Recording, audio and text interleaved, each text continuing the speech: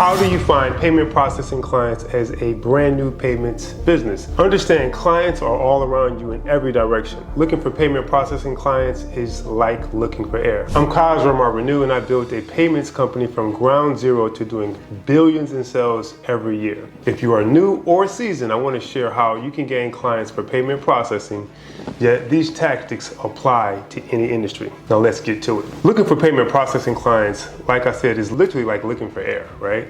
Now, the quality of air may be different depending on the environment. A highly toxic industrial waste area that smells like a sewer obviously won't have the best quality of air. An environment surrounded by trees with green leaves and a clean ocean area may have a higher quality of air. Densely populated areas means more people, more waste, and more contamination.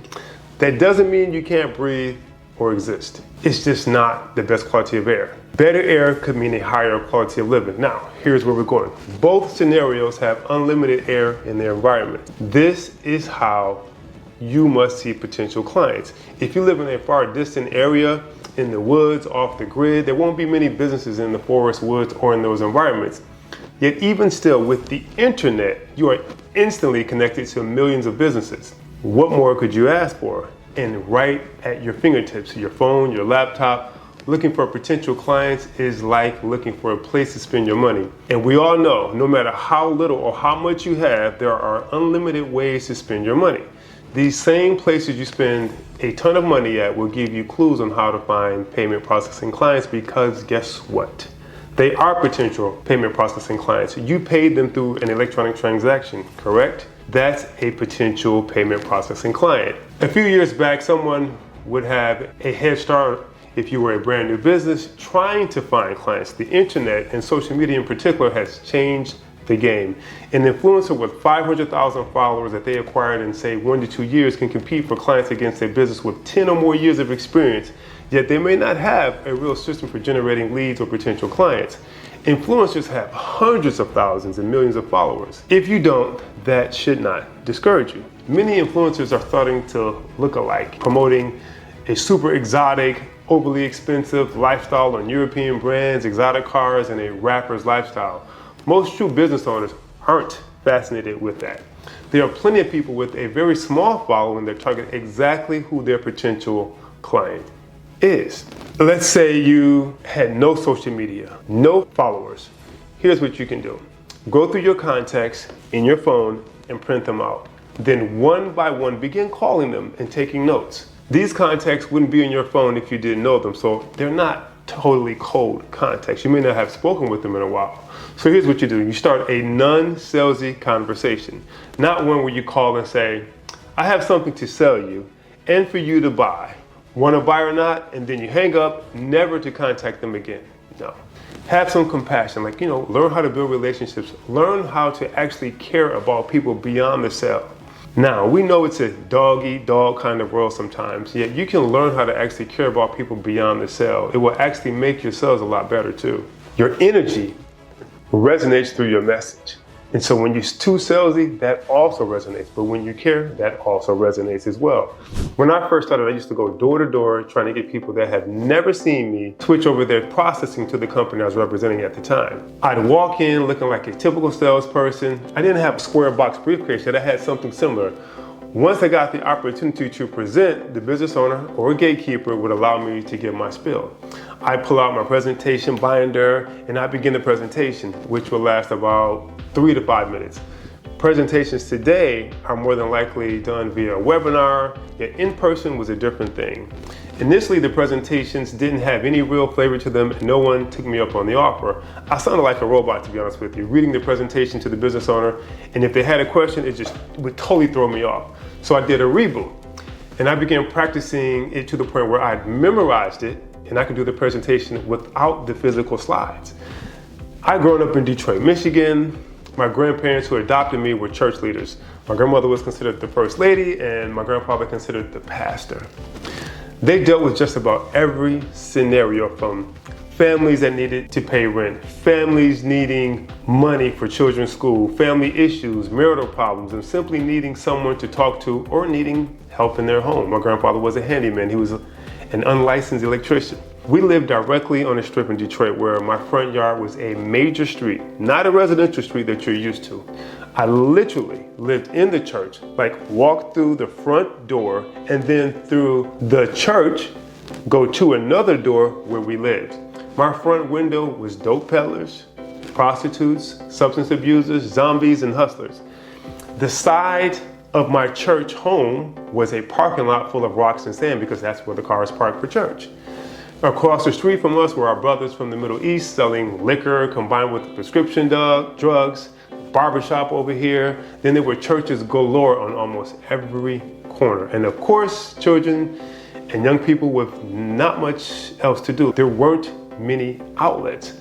We played touch football on the street, and on the side where the grass is where we played tackle, or basketball in someone's backyard if allowed, or hooping outdoors on community chain net rims. Remember those rims that had chains on them if you've ever been in those areas? Wow, can you imagine that? Cha-ching. Anyway, sometimes we get into whatever was available. I recall the winters jumping on the back of cars for a sleigh ride. And that stopped when I jumped on the back of a van that had a ladder. I broke it, and of course I ran. One of my comrades, quote unquote, snitched on me and told the driver where I lived.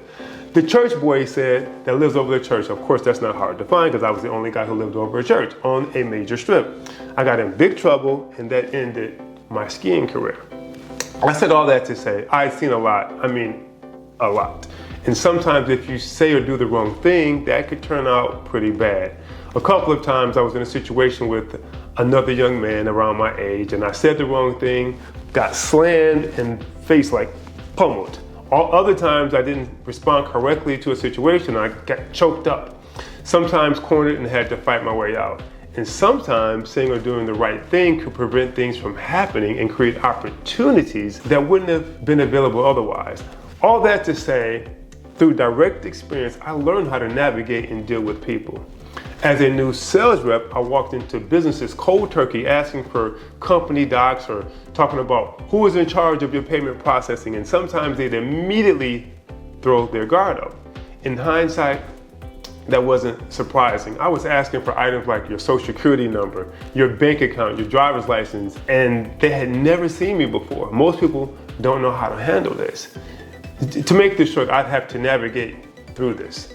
Eventually, I got good enough to do this without a business card. I dumped the oversized company branded shirt they'd given me as a consultant, and definitely no binder with pitch deck slides. Dropped much of the corporate sales training and dealt with people as people, literally from all walks of life. Way in the country with what we refer to as rednecks, all the way to people barely speaking English and Spanish as their first language. Even solicited in the hood, literally solicited in the hood, which was the toughest group I had to overcome distrust from the most. But all these things taught me a lot. Yet once I began relating to people as people instead of merely prospects, in-person conversions began to increase substantially. I simply began being myself instead of trying to be this corporate salesperson. And you could do the same thing. Be genuine and talk to people as people, not merely as prospects. If you have a country southern accent, then be that. If you have a New York accent, then be that. Don't try to be someone else. Be genuine and be yourself. Now, if you don't like people, maybe you should be somebody else. That's a joke. Anyway, now let's talk about ways you can bring on clients.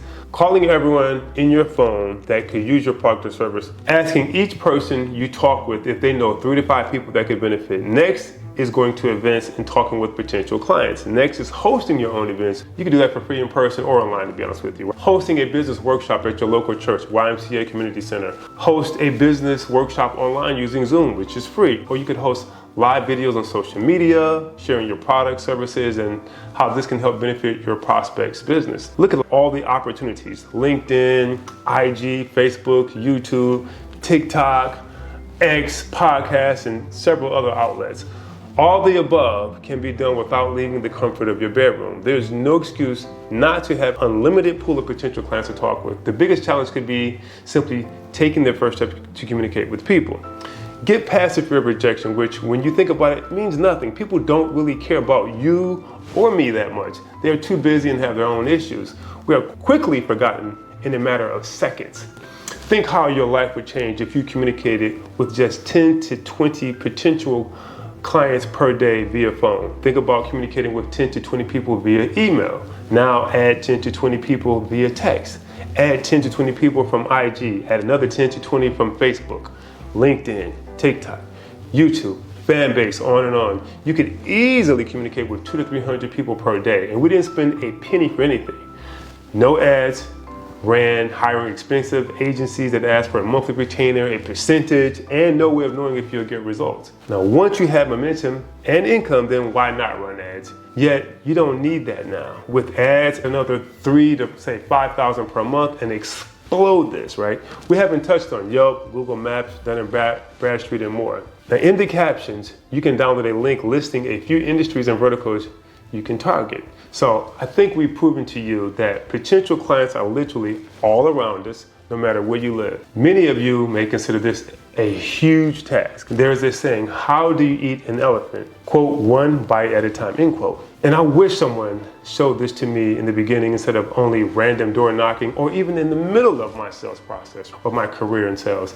I'd really like for you to be successful. And in the captions, you'll see another link that outlines 7 steps to eating an elephant. Now, I'm a pescatarian, so I'm not actually advocating eating an elephant. Eating an elephant metaphorically means taking on seemingly huge projects. I wish you the absolute best, and if you need our help, we are here for it. Be good.